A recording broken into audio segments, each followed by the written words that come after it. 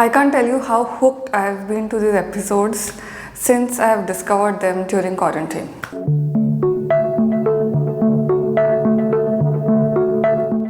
Hi, this is Atya here. Welcome to PhDpreneur, where we discuss PhD life and personal finance. Today we are going to speak about a show which is quite dear to my heart. I discovered it during my COVID quarantine because I didn't have anything else to do. And I loved it so much that I ended up watching 6-7 episodes at one go. I'm speaking about Shark Tank India, and today I wish to do about how this changed my perspective of Indian television and why I loved it so much.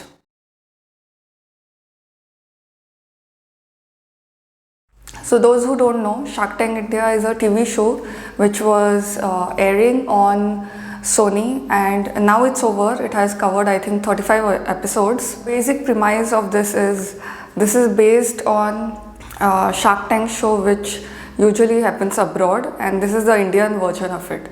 So basically any business which requires any kind of funding, they pitch before a panel of judges. They are called as sharks.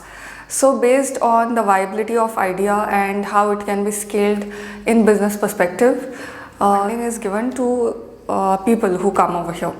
So this has covered 35 episodes as of now and has funded 67 startups, has raised $5.7 million funding.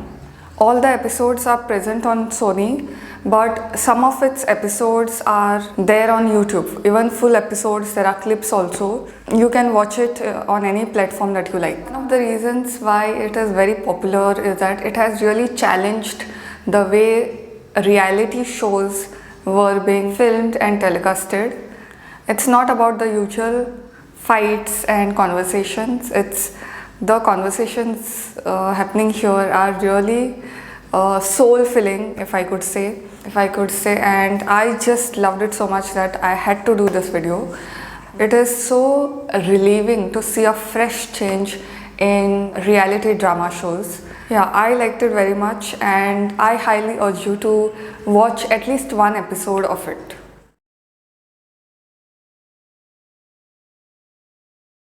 So who are the sharks over here? And let me tell you one by one the characteristics and positions. And I would like to take this opportunity to share my observations about all the 5 sharks. So first is Aman Gupta, co-founder and CMO of Boat. I think one of the things that I was observing him, and there are certain traits which I really liked. Cheerfulness, and you know, if things are going serious, then कोई तड़का डालने के लिए होना चाहिए. तो when things, sometimes the way people pitch and everything, things can turn quite serious because it is literally give and take of funding and business related. So he is the tadka, cheerfulness and things. Second is Piyush Bansal, CEO and founder of Lenskart.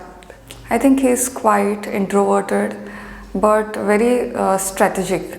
The way he speaks, from his speaking style, we could take that he is more of vision-oriented person, business, and also who takes into account the vision of the company as well. Anupam Mittal, founder and CEO of People Group, and also founder of Shadi.com. So my personal favorite. I just loved the way he spoke, the way he balanced his criticism with feedback, constructive feedback.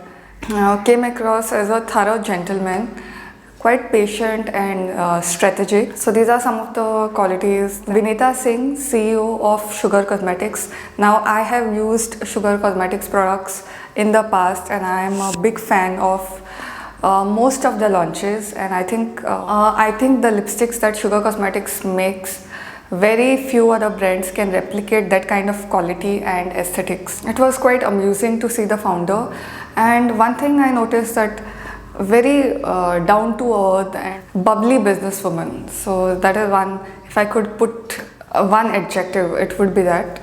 Ghazal Alag, co-founder of Mama Earth, brand. I haven't personally used Mama Earth cosmetics or skincare, but I generally loved. I really liked calm and centered. That's what I noticed about her. Shnir Grover, founder of Bharat Pay. ये सब दोगलापन है. That episode I loved so much. Straightforwardness, quite blunt. Very, I think he's quite intelligent and knows the difference clearly between good business and bad business, and it strikes him very. I've noticed that before anybody noticed some of the traits and the questions that he asked showed his knowledge and the depth of his understanding of business. That is what differentiates him from the rest. Namita Thapar, associated with MQR Pharmaceuticals, also I would call her the peacemaker. So if there is a fight or anything in either side of the sharks, then she's the peacemaker and troubleshooter. As far as relationship dynamic is concerned,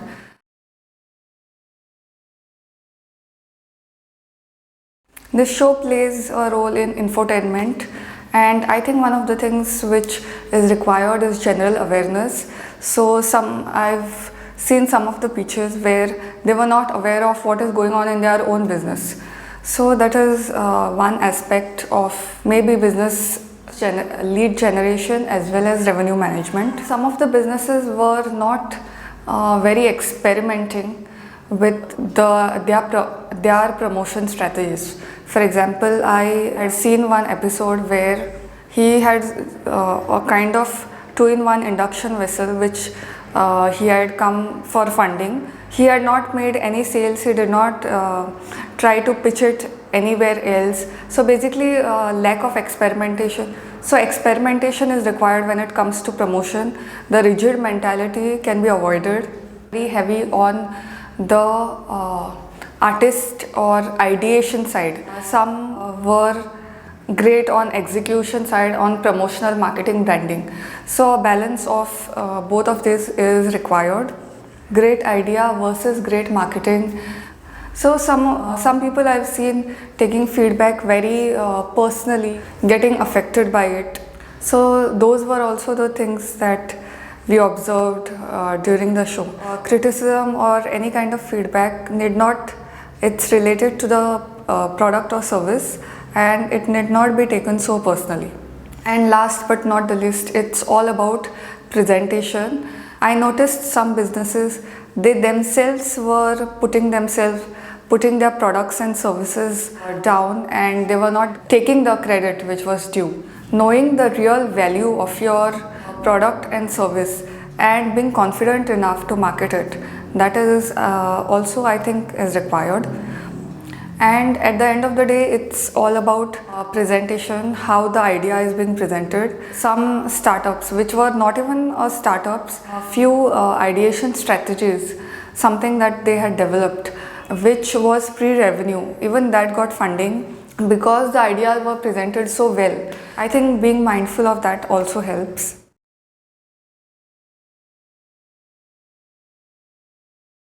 I personally loved the episode where Prathamesh had come, the learning device for visually impaired people, they got funding. That was, I think, the most entertaining moment. And second, the Doglapan episode of Ashnit. That is also, these two are my favorite episodes. It's quite sad that the show has ended. I wanted to go on forever. If you have watched Shark Tank India, then let me know which was your favorite episode or which was your favorite moment. I would love to know. I haven't watched all the episodes, but if you tell me in the comments that I'm going to watch it. So that's it for today. See you till then.